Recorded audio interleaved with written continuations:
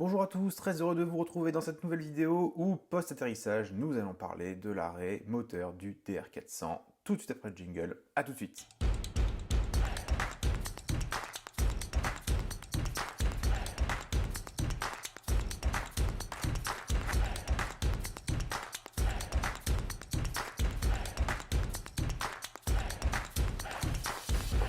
Québec Kilo, piste 26 dur, autorisé de décollage. L'arrêt moteur, c'est vraiment la dernière étape du vol.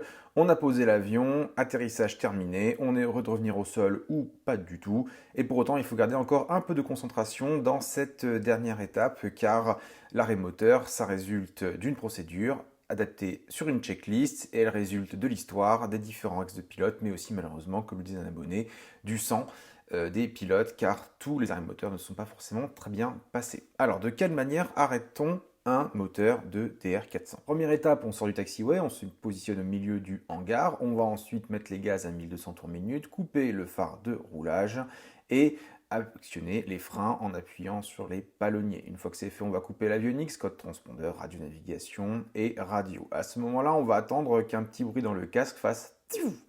Et dans ce cas-là, on va pouvoir mettre l'alternateur sur off, puisqu'à ce moment-là, plus aucun avionique ni phare ne consomme de l'énergie. Ensuite, on réduit tous les gaz et nous allons couper brièvement la magnéto.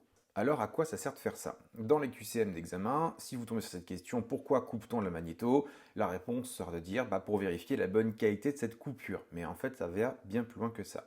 Bien que l'allumage électronique soit de plus en plus utilisé sur les moteurs de dernière génération, il y a encore une grande majorité d'avions où l'organe qui alimente les bougies en énergie électrique sera la magnéto. Donc, contrairement à un circuit de voiture, la magnéto n'a pas besoin de batterie pour fonctionner, elle sera autonome. Il suffit aujourd'hui de tourner l'hélice pour pouvoir démarrer le moteur de ce DR400. Sachant qu'un démarrage à la main, il faut connaître, il faut avoir une bonne formation parce qu'il y a quand même des risques qu'on se fasse embarquer la main au moment où l'hélice se met en rotation. Donc pour pouvoir aujourd'hui mettre en route le moteur, on va utiliser une batterie qui va fournir le courant électrique pour alimenter le démarreur. C'est le petit bouton rouge qui se trouve au niveau du réservoir. Le démarreur entraîne le moteur et les accessoires qui vont être mécaniquement liés, comme l'élément rotatif de la magnéto qui va fournir à chaque cylindre, à un moment voulu, l'étincelle qui sera nécessaire. Donc il faut savoir qu'il y a un fil qui relie le contact et qui va se trouver dans le cockpit des magnétos et qui se trouve sur le moteur. Son rôle, c'est de pouvoir mettre les magnétos à la masse, de les neutraliser.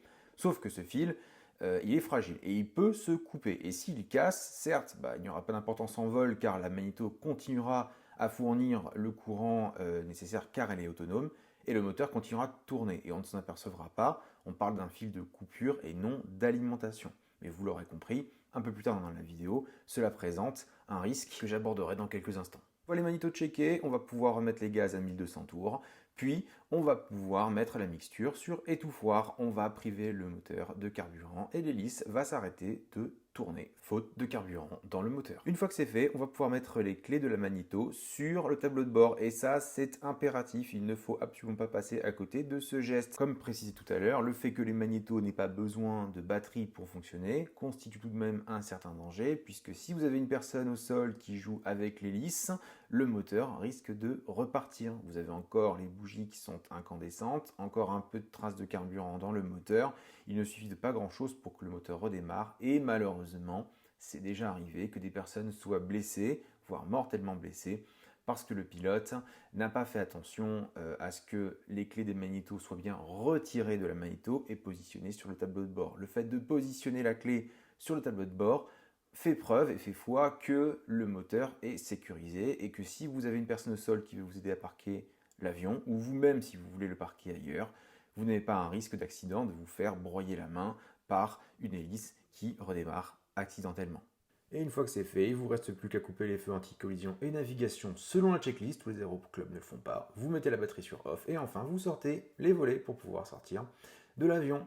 Et c'est terminé, il ne nous restera plus qu'à noter l'oramètre, à reparquer l'avion correctement et à remplir les papiers. Ne jamais oublier que nous sommes responsables de l'avion tant que nous avons encore les clés de l'avion. Une fois que c'est terminé, on peut enfin souffler et aller se prendre un petit apéro. J'espère que la vidéo vous aura plu. N'hésitez pas, abonnez-vous, un petit pouce bleu et au plaisir de vous revoir très vite pour de prochaines vidéos. Ciao!